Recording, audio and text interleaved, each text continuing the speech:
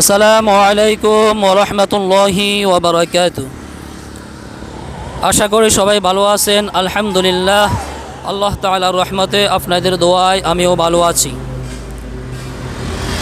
ভারত আমাদের বন্ধু নাকি শত্রু, নাকি ভারত স্বার্থের জন্য সব কিছু করতে পারে, একটু পরেই বুঝতে পারবেন।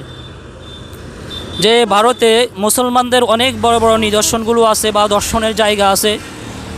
সেই বড় বড় দর্শনগুলো হলো যে তাজমহল, একটা হলো তাজমহল।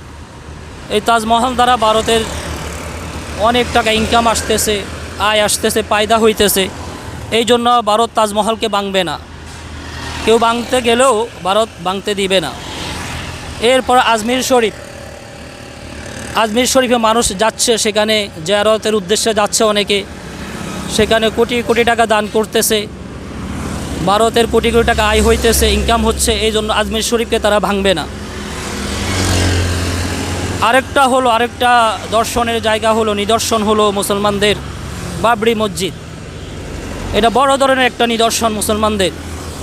এই বাবরি মসজিদকে ভারত ভেঙে ফেলছে। কেন?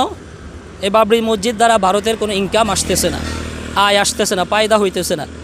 এই জন্য ভারত বাবরি মসজিদকে ভেঙে ফেলছে।